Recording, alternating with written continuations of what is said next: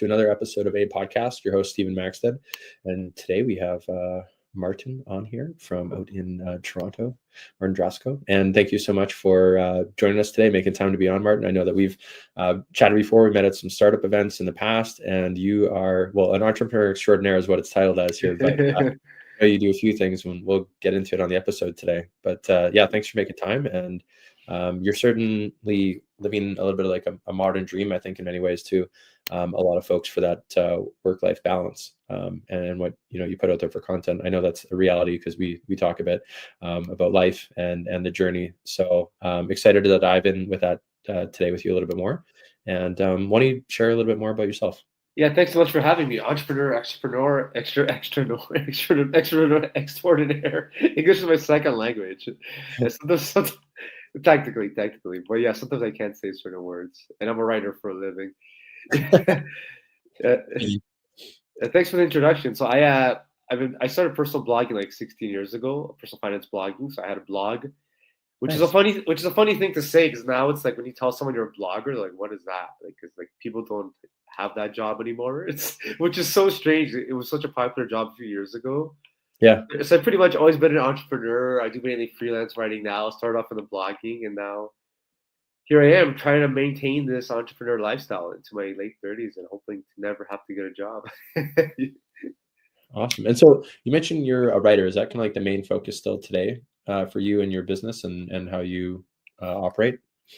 Yeah, I actually went to a conference recently, and my main goal has been to try to figure out what's next. As an entrepreneur, you have to like know when to pivot. It's one of the toughest things about this kind of life is like no matter how good things are going, like they can always get worse and they can always go bad, right?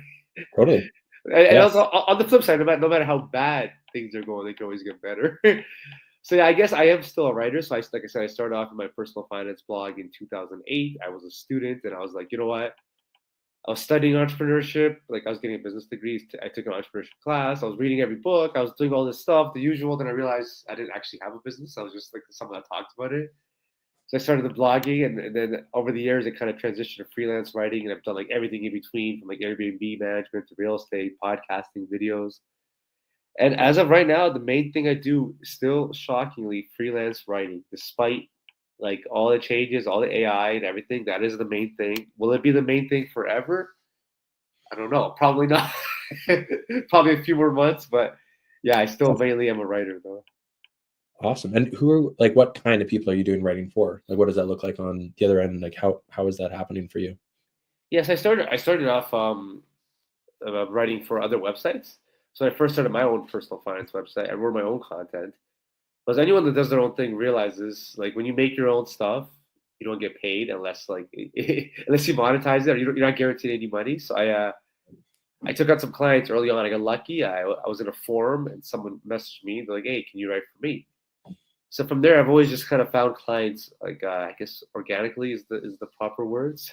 So I've always found clients like through word of mouth. I've never really had a resume or a portfolio. I guess your website your social media is always your portfolio. So I found clients through that. I took a break for a while, then I got back into freelance writing, and I am writing for a lot of like websites, like a few Canadian websites like Zolo and Money.ca, and for Go Banking rates in the States. And it's usually clients hire me Cool. either per article or per contract, and it's been going like that the last couple of years. And yeah, I've had a busy schedule since 2022 once again. Wow. Okay. So you've been doing this for a few years. And then, yeah, I guess it brings up the good question though, too. With a lot of AI stuff in here. It's definitely not perfect. We use a little bit of it, to help us make some framework. Coming from someone who's like not a very good writer, I definitely lean on tools like that to help me be better. But someone who does it professionally, it's definitely like a heightened level of expertise that you would bring to the table there. Because some of the stuff just sounds so robotic, right? When you're reading it and it's like chopped up. I mean, maybe it gets a little bit better over time or people move towards that. But I think that there's still a lot of, merit to what you're doing or what you have been doing with companies, because it's got to come from someone with experience in the industry. There's certain nuances that aren't captured by the AI tool or tools that are there. The one thing I tell everybody is that AI will never replace your stories. I'm sure. The language learning models. I'm sure they're gathering all the all the stories and it's like into a database. But it's like, remember in Seinfeld when Kramer tells the stories. Yep. And it was Kramer, right? He tells the stories, and then after he couldn't tell those stories anymore. Remember, Elaine's boss wanted a biography, so Kramer told the stories and he couldn't tell them. I think AI doesn't have your stories. Those stories are still yours, and as long as you have a unique story and a collection of unique stories, you'll always have a clientele or a message to share. So, you know what I mean? Like, totally. Yeah, because it's not going to make up a story that like it's not going to be real. It's not a real lived experience, and there's every story is unique. You know, as we even learned through the podcast or chatting with people before, during, and after the episode, there's so many unique nuances to their life, what makes them tick, you know, tragedies or really positive experiences that they've had on their journey that AI could maybe make up for someone, but it wouldn't be real. And you know, one of the most searched words on the internet, I heard this like repeated, and it was even at an event I was at last night. They're talking about being authentic and being, you know, true to your authenticity and stuff. And it's such an easy thing. Like, it seems like such a low bar, like just be yourself. But everyone, I think, thinks that they have to, you know, fit in this box or that box to do whatever they're doing. It's not really the case anymore. I agree. The thing with AI is that like Derek Siever says that one quote. I think it's if more information was the solution, or with more information was the answer, everyone would have six packs and be millionaires, right? Like, right? So yeah, we've always had information. So AI is just. I personally love it. Some people are afraid of it. Some are like confused. I love it. It's just having. It's like what Google was supposed to be, you know. Like you look for something, you get the damn answer. Are you allowed to curse in this? Yeah, we're good. I don't want to, but I'm just saying in case. But yeah, it's like, you know, back in the day, you could actually Google something, find the answer. That's what AI does now. Like, you look for something, if you forget the answer, so it's like perfect. Because now I try. Like, when's the last time you Google something? Probably like very rarely. If you want to go to a restaurant, you look it up online. So AI, you can just look. You can, like, it's like a personal assistant. It gives you actual answers. You don't get a long story. It's not like SEO. It's not advertising. You get the answers you want, and it helps. It helps with so many different things, like organizing ideas. If I'm stuck on ideas, it generates ideas. It's even good for summarizing your content. So I'll write an article, then I'll just put it in there, and I'll just say, make this into a tweet, make it into an Instagram, make it into a story. It's like such an amazing tool, and like, you still have the stories, you still have the relatability and the authenticity, but AI just helps you organize better. It's also like almost like a personal assistant for free. You know what I mean? Yeah, no, it definitely is, and you're right. Even like utilizing it from that angle of things, like you write that content, that original stuff, and then you're able to use it to capitalize on the advantages of it to help you write those other descriptions or like shorter forms of it. Where maybe, you know, you could have done that summary, but this is like an advantage for using a tool exactly like that. Oh, it's really good. Yeah, it's the best tool. Like, you can there's no such thing as being stuck anymore. That's the one thing I was asking you about a caption or something for, I don't know what to post. He said, I said, literally type in, give me 20 posts about those ice baths. Like, so give me 20 posts about ice baths, and it'll give you 20 posts. Yeah. Like, you can never be stuck now. Like, even if I have no ideas, I'll be like, give me an idea to tweet about when it comes to personal finance or investing or how to survive a gloomy day, which it is right now. That's so interesting that like you're like super embracing of it, but I think some people they just don't know, and therefore they're kind of like afraid, or, you know, saying that, you know, it's not a good thing in some ways. I feel like that's some of the energy that does exist out there in, you know, business or otherwise. But the more people understand it and get exposure to it, I think ultimately, I think there's definitely like that technology gap of people just saying the trendy word AI or, you know, ChatGPT, but they've never actually been on it. It's happened a few times in meetings too, where I'm like, you know, are you comfortable with AI stuff? And they're like, yeah, actually, I've never used it before. I have no idea if I am or not. You know, they just don't. They think it's like robots or something, right? Well, they just, I don't know. Well, you and I were in our mid-30s, so we grew up during our unique times. It's like the equivalent of like being upset that you don't need a CD anymore. You know, like back in the day, remember you wanted to listen to a song, you'd make a CD with like 13 songs if you're lucky, or like 15. Yeah. And then slowly you got to 30 songs, and then 60, and then, now I have like unlimited, like Spotify. Like, how can you be mad? Like, how could you, like, this is probably going to be consumed on Spotify, right? Now you can listen to anything your heart desires. And to be Yeah. upset with technology, I mean, like it's what are you gonna do? That's innovation. You can't. It's like a lot of people complain about regulation too. It's like, well, everybody wants to live in the Wild West until they get shot, right? So you can't complain about innovations either. Yeah, you're definitely right. I mean, like throwing back that, I remember there being like different like size, like you could buy a bigger CD, like with more like Yeah, capacity. That was probably like the 30 song one, and then you like, you know, pulled them off the internet. You had like the thing in your laptop that would have your laptop heating up to burn it on there or whatever it was. And now, yeah, you're right. Like, and then there's AI tools within Spotify, to my understanding, to help create playlists for you that are like, I you know, and they're great. They're awesome playlists. They're better than what I would have chosen, you know? I remember back in the day, like I got the CD burner. I thought it was so cool.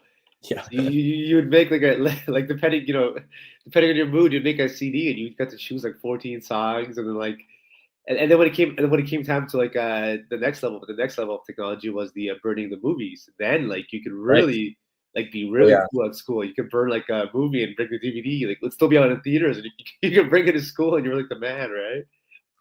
Yeah, And that is that interesting to think about like that time and even like the phone evolution too. You know, we went from like basically no real phones to like now we have like mini computers. And generation kind of like below us will have basically always had access to those computers. I And, I right? I grew up with 56 with the 56K modem, so I know what it's like to. What's That's actually funny is right now is my laptop's lagging a bit. I'm like, wow, this reminds me of 1999, where I remember downloading Grand Theft Auto. It was 30 megabytes. oh It's my also the gosh. last time I played video games because I was like a kid. But I remember Yeah. playing that game.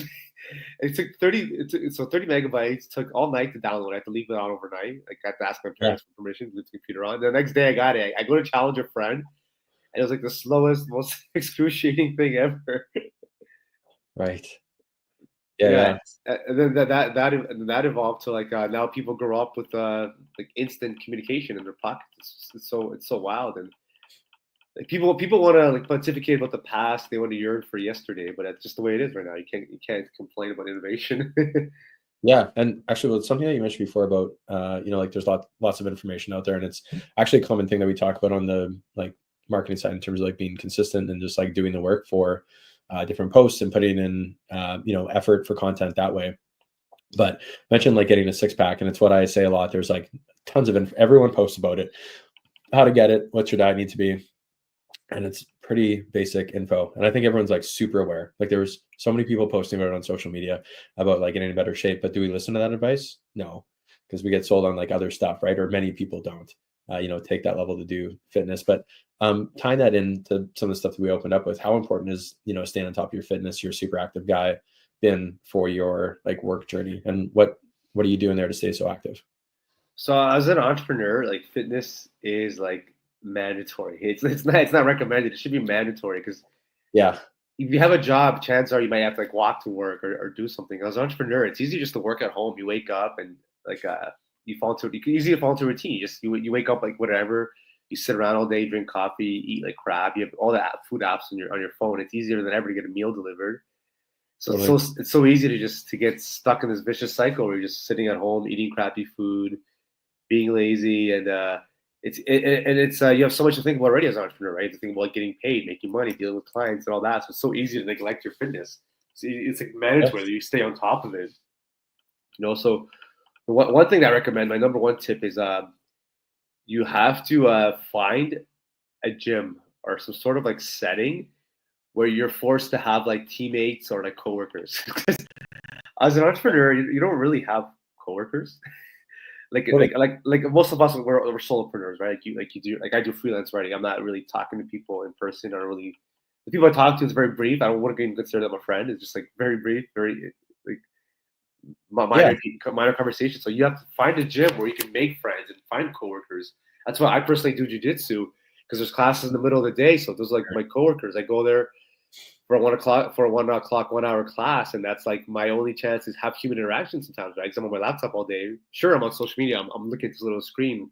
You think you're social, but you're just publishing videos. It can be a one-way conversation, but it's good to get out there, find a gym like that, or get into weightlifting routine where even if you go to a gym like F45 or something, when there's like classes during the day, and you have to be around people because it could get lonely and boring, right? Let's be honest. Like there's some days where I forget that I have stuff to do, and I just like don't finish. I forget to do my normal stuff, and next thing you know, it's like today, right now, I'm looking outside. It's so weird. It's like looks like it's snowing or rainy. It's like 4 p.m. almost, and the sun's already gone. And it's easy to get Yeah. lazy and then order Uber Eats now, and all of a sudden there goes your day, and then you feel like hell. And as an entrepreneur, like you really have to show up at your best all the time. Like there's no days off really. And I'm not here to say like, oh, you got to work hard, blah blah blah.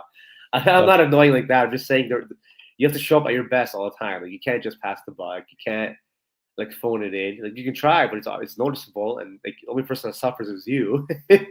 Totally. So you have to find like a gym and get into an eating schedule. And once again, it's also tough. Like it's easy for entrepreneurs just to neglect that aspect. Yeah. You have to find a way to eat well and like eat a lot of protein. And like you might say you have no time for cooking, but you're just lying to yourself. Like you have time to cook a healthy meal, eat some healthy food. Right. You have to really stay on top of your fitness, or else once you fall behind, it's tough on you, it's tough on your body, and you don't show up in your best form, in my opinion. No, definitely agree. You just have better energy too. I noticed it from folks, like you just seem to pick up more energy. And if anyone does follow you online, we'll get to that at the very end of the episode. But in terms of like how to find you, where to follow you and stuff. But you're doing jiu-jitsu, soccer. I don't know what else. It's just like very active. Yoga too. Getting around, like transporting yourself around, whether it be biking, walking, running, whatever you're doing. I think it's a really good example of how to do all those things. And without making excuses for other folks, but there's definitely a way to accomplish a very similar like goal. I think it's just making decisions every day like that for you and or your business, and how important it is for you, because like health is wealth all the way through, right? You start having sick days, your body's worn down. That's not good for you running a business. Ultimately, I think that's where you're kind of going with that. And investing in your health is the best, like number one investment for entrepreneurs. Invest in your health in any way you can. Join a better gym. Yeah. Like I talk to some friends sometimes, and they're like, "Oh, I'm saving money. I'm going to join like the local gym. I'll go to the condo gym. I'll work out at home." So you're not going to do that. And if you are, you're going to have the shittiest workouts. Just why not join a good gym? Meet other entrepreneurs. Meet other interesting people. You meet a much higher level or higher quality of people at an MMA gym or at a yoga studio or by going for ice baths, which are trying different things than you would in your condo gym, where you would just be by yourself. Like you have to. Like you have to make that investment. It's worth it. You are your product. Like people are buying you most of the time, right? Definitely, and early on, but like to your point there too, it's like fitness, but also like social, and it's showing like you are investing in yourself. I think ultimately, and you're willing to take that or do that investment, I think is part of the win there for that networking, because those folks are doing the same thing and they see the value of being healthier, hopefully for a longer period of time in their journey or for their running or things. Okay, wait, but let's talk plunging, ice baths, because I know this is a passion of yours.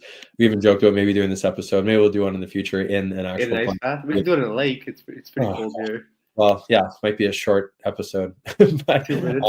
I know I do it a little bit. You're very committed to that as a craft. I kind of go through like cycles where I'm doing it a little bit more. But what got you started in that? So I got started in the ice baths actually during the pandemic, during the lockdown. Yeah. Because I remember like you just couldn't do anything. Gyms were closed. You had to do your like kettlebell workouts and your body weight stuff. And like you're like I personally was more stressed and anxious than usual. As an entrepreneur, you're normally pretty stressed. You get a free anxiety attack every day, right? As it is. Something goes wrong. But then I had no outlet. Like I had no jiu-jitsu, no like proper weight training. Like a kettlebell swing is not the same as going in and like deadlifting, So then I started reading about like ice baths. Like it's so stupid. Like why would I do that? Like why would anybody be cold?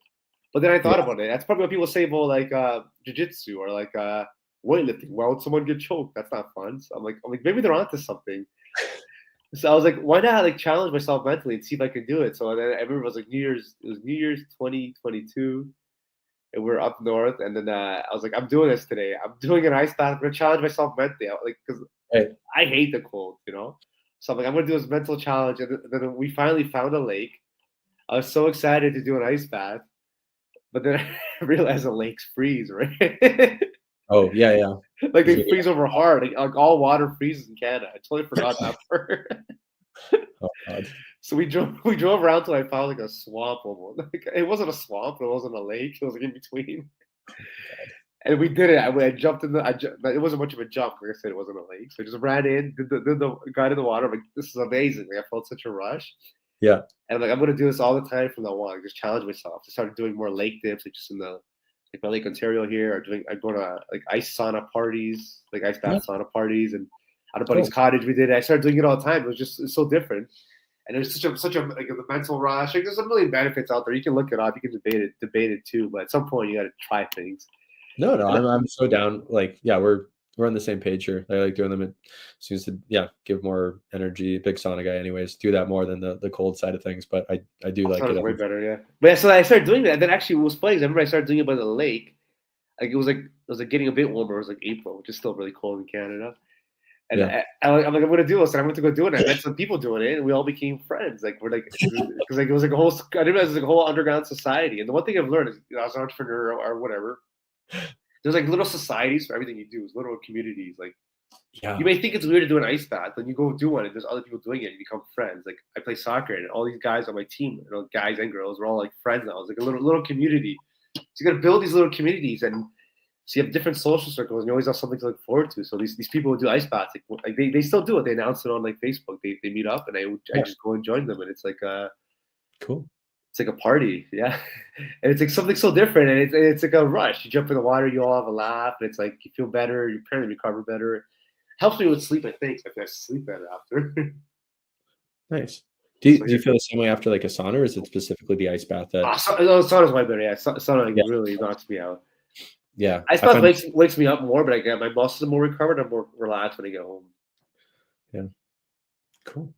Yeah. How about so you're doing that stuff. What I totally agree with like the other like smaller communities within the entrepreneurial space. Like there's local events here that um like we have based in Winnipeg. And I mean, they're across Canada in different like community settings, different business groups are hosting them and stuff. And I think that is always like a great outlet. I talked about it a little bit on other podcasts too, about having, like this moment to go meet other people, kind of like what you were saying. And I literally just mentioned this earlier today, but I mean, like those events are low key, like entrepreneur, like therapy, just to know that you're not alone, like on the journey kind of thing. Like you just like, you talk with people at events and stuff. And it seems like you're like, oh, okay, that's relatable. You're going through the same stresses or like learnings and stuff at this stage. What's one of the better events that you've gone to for networking or even just like business community stuff in Toronto?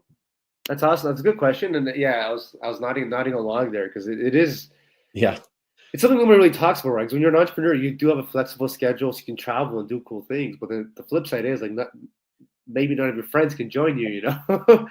right. So Yeah, it's like when you have a job and you would just be working all day and your coworkers become your friends, which is not the best idea, but and you just hang out with your coworkers and you have those people. But as an entrepreneur, you don't have other people, so it's good to find like communities, like I said earlier, it's the soccer team and the people doing the ice bath. That's your community. And when it right. comes to like entrepreneurship or networking events in general, I'm a bit torn on that because like I don't like events that are just strictly networking. That's where things get awkward. So many like weird, Like yeah, fourth, yeah. right? Yeah, There's so many weird like young professional networking events, and everyone just goes there and they're trying to use each other for something, you know. yeah. So I found that some of the best networking actually happens on like non-networking events, like playing sports, like being like I said, being on a soccer team. You meet so many different people. Like a jiu-jitsu gym, there's so many different characters from all walks of life. It's like you just come together over a shared hobby. I find that's some of the best organic or whatever the word is, networking, for meeting people, making friends.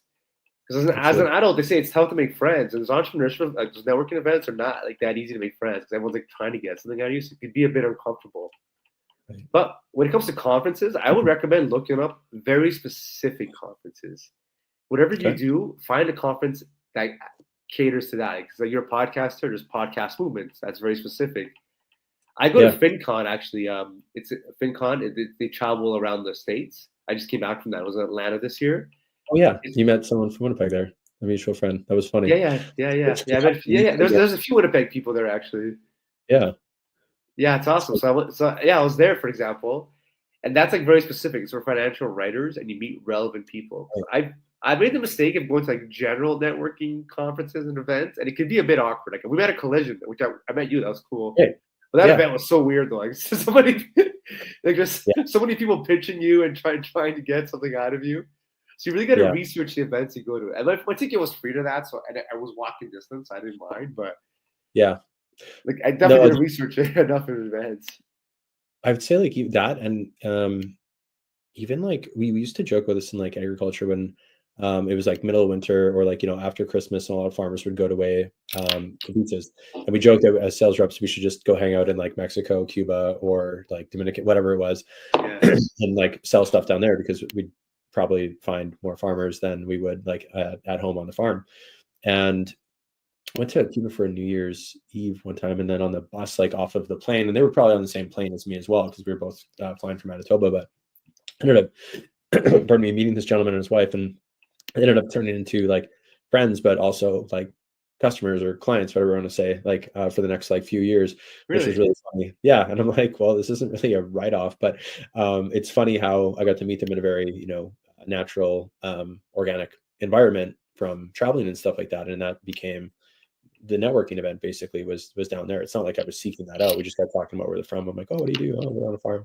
Oh, I do this in ag, at the time. And it was super unique. And so you're right, it doesn't have to be at those networking events. And then it's kind of a very unique situation. It's not like you're like, oh yeah, I met on this, like networking app or program there. It was like, oh yeah, I'll never forget, we bumped into each other on a beach or the bus to the beach, and then met for the next couple of days coincidentally on the resort kind of thing. And super fun and natural. It was not forced at all, right? It was just I don't know, chill. You meet in that very calm environment. There's no pressure, right? It's not like, it's one of the worst things at events like that is, you're right, like people are trying to like sell themselves, themselves in a way, the product or service that they're doing, and sometimes it just comes off too strong, and you're like, just have fun, just like be you, like that authentic comment kind of thing, and then just see what happens, because you don't know. But yeah, one thing I tell people is like LinkedIn and some of these networking conferences, they're like the classroom, and like, right. well, nobody makes friends in the classroom. We make friends at recess, Oh man, that's a good line. So the best place to meet people is in the recess setting. Like we met racing each other because I raced you on a bike.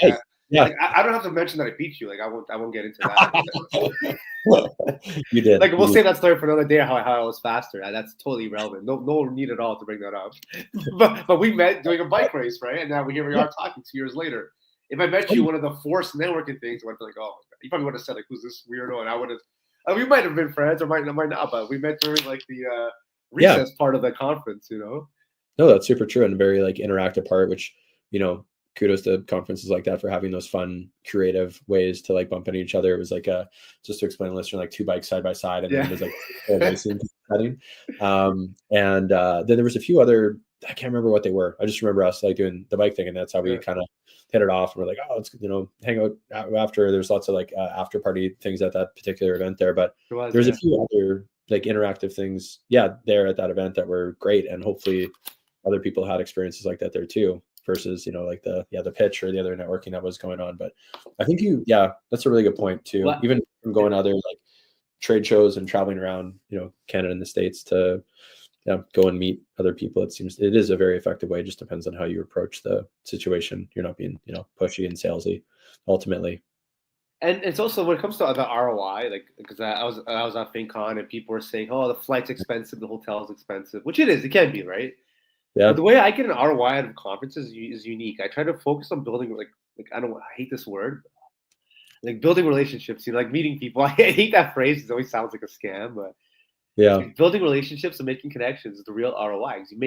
You grow this network. You have all these people in your network, and that's all connections. It's not all about you taking. You can also give. Like let's just say it's like I've met people that are in Winnipeg. They may want to hang out with you, and you may know someone in Toronto. They want to hang out with you. But it's like building all these connections. And like they say, your net worth is your net worth, which I totally believe. So like you get this whole you build this database of contacts, and then you meet all these people, and then like there's always someone ahead of you and someone you can help. So helping someone helps you because like for example, my buddy just joined jiu-jitsu, and I love explaining techniques to him. He's like, I never think about it. I've been doing it for 10 years. I just go for the choke. I don't know why or how. Like there's actually a reason for it apparently, and I have to remind myself. And same thing at a conference, is someone you can teach that forces you to get better as a writer, as a creator, as a podcaster. And then like there's also someone ahead of you, and that person will likely want to reciprocate. I found that people want to help those who help themselves. So if you show up to a conference eager, excited about something, and you want to take action, people they want to kind of mentor you or take that on. So that they might want to help you out because you're willing to help yourself.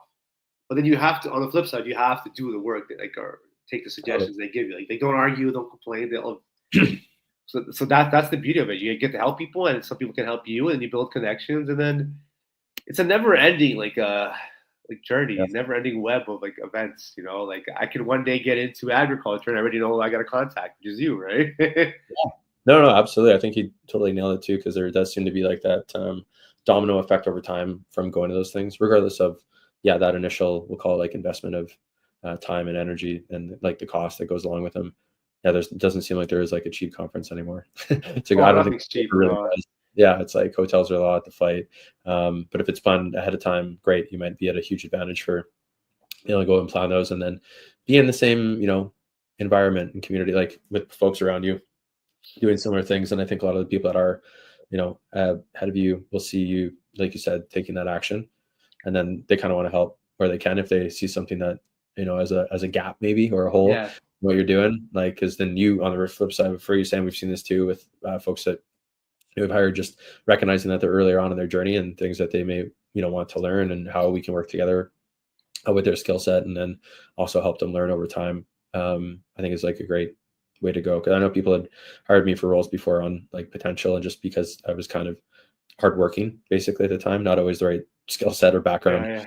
I'm not from a farm. I got into agriculture No. and did that kind of stuff. Right. I worked on a family friend's farm growing up, and it was a mixed farm, great opportunities there. That's kind of how that happened for me. But then it was like the even in actually egg, this is a random story to mention, but I was told like after the interview processes in the egg faculty, that it was kind of more attractive to some companies because they didn't come with like a predisposition Yeah. to Yeah. the industry. Like it wasn't like, oh, my dad only does it this way or my grandpa always does it that way. Traditionally, usually it's those folks who are running the farms, and that's the generation that's kind of aging out now. But I didn't have that because I wasn't from a farm, so I was more trainable.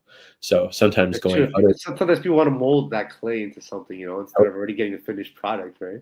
yeah, they want to train you, in the way that they want you to be, and that was a very positive thing that was mentioned. It was kind of interesting to hear that, because I thought it would be more of a disadvantage. There's obviously tons of advantages. That person has, more knowledge in certain aspects of the farm, but then from the company standpoint, it was an advantage to help train them the way that you wanted them to know this stuff.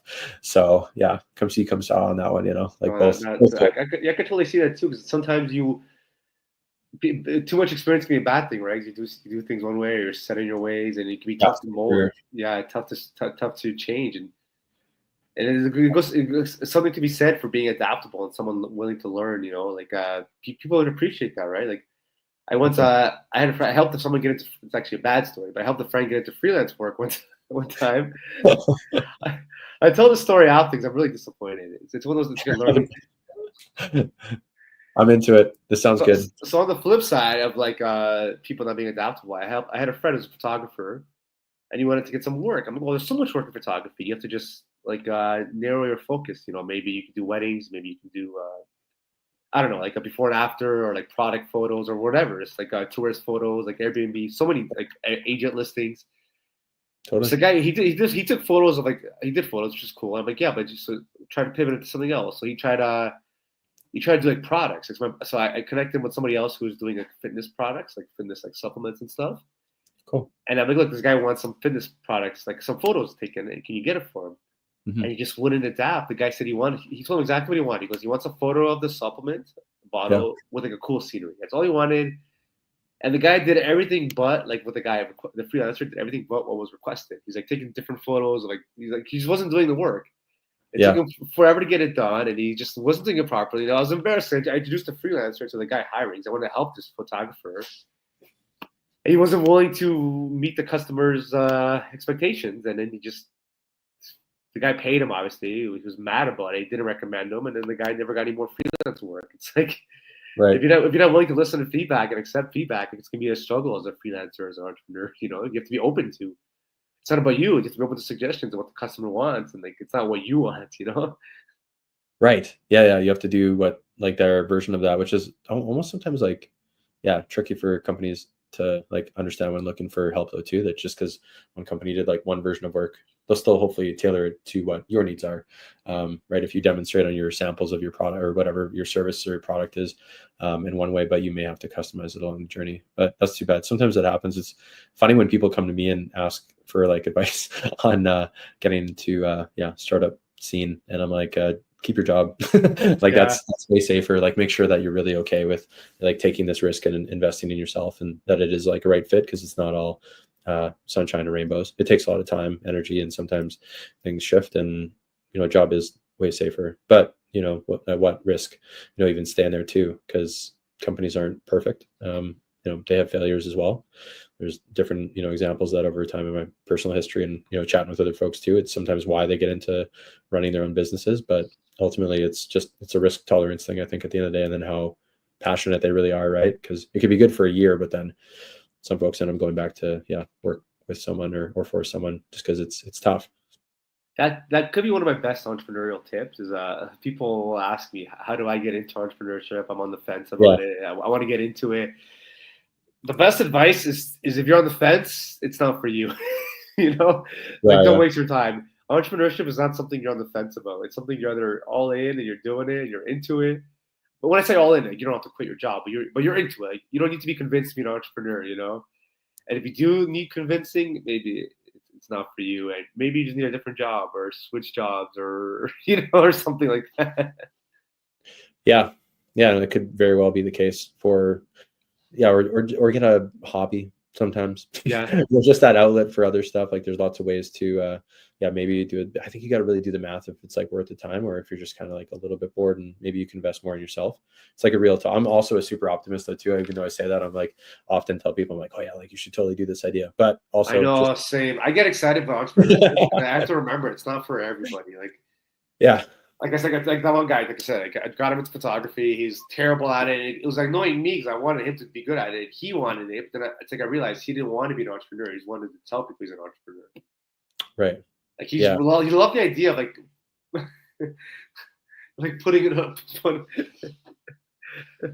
I'm not sure how to articulate this, but I don't no idea where you're going with this. So, a lot of people love the idea of putting CEO in their social media profiles. Like they talk about being the boss. Yeah. But putting CEO in your social media handle doesn't make you the boss. Telling people you're the CEO of like a 0-person company with zero profitability is not entrepreneurship. Right. And again, I know that it's tempting to like think you're the boss or brag about how you're the man. You work for yourself. It's not for everybody. So you have to be very realistic. That's why I'm very torn about sharing motivational quotes or even promoting entrepreneurship, because I know that there's a dark side to it where you become addicted to like sharing quotes and you're the hardest worker in the room. You think you're the next Rock or Gary Vee. It's like, dude, relax. Like, I know you just share shitty quotes all day. You haven't actually done anything. Yeah, and there's that like check-in and balance. You got to make sure you're able to actually get the work done. But maybe that's like a good lived experience for some of those folks there, because not everyone can make it, and then they can share maybe a different angle on that later on to other people. That's true. Entrepreneurship has a weird survivorship bias in that sense. Like people love to talk about the success stories, but no one ever talks about the failures. Rarely. Yeah, I know we had an interesting panel locally here where I've actually since followed up with one of the folks that was on there, because they told a very real story about it was a very successful company, like 7-figure company, very positive, lots of folks working with them, like things were good. And then overnight, basically, I think it was within like a few weeks, everything kind of shit hit the fan and everything kind of fell apart, and they were back to square zero. Different contracts, different companies that they had these contracts with all kind of fell apart. They had one main customer. I even forget the level of detail that they went into, but they were able to share a very lived experience there of failure. And it's definitely something that's not talked about equivalently to all the people sharing successes. You only see like the 6-packs on the people who won online, right? You're not seeing like side of that's why I'm careful about glamorizing entrepreneurship. Because as much as I love it, I know it's not for everyone. Like I've been forcing myself to work all day. As you can tell, it's pretty gloomy here. It's like it's not. But if I don't work, I don't get paid, right? Yeah, totally. And you have to be really like self-disciplined in order to do that. Obviously, it's either like learned over time or it's something you're naturally driven to do. But it's not for everyone, and you can't force it. I know it's fun to talk about it, but that's the dark side. I wish more people talked about that. I'm glad we're discussing that, right? Yeah, no, definitely, and it's I mean, once in a while you see it, right? Like some of even the companies we've had on the podcast, some of them haven't succeeded, to current day. They've either like pulled back or they just realized it wasn't for them, or the market's changed, perhaps, for their product or service. Like there's lots of advantages to companies that are growing, and they're able to implement, with more hands on deck, maybe the same kind of product or service that they're doing from that other startup or whatever it is, and then they're kind of pushed out of the market. But it's definitely, a little bit of a survival tactic, I guess, in ways in the environment. But if you're resilient and you're around long enough, sometimes you can still have success. But just willing to go through those peaks and valleys, I guess, ultimately, and find out what's comfy for you. And the one thing I'll say, and the best thing though, or the good thing is that just because the one thing fails doesn't mean you're walking away with nothing. You get all the new experiences, you get all the new skills, whether you become a better copywriter, better salesperson, better at writing, better at coding, better designing, better at just, because like entrepreneurship is not just like one skill; it's a set of a million different sub skills. So you get better at a couple things. At least you have that carrying forward into your next venture. Yeah, that is the one positive.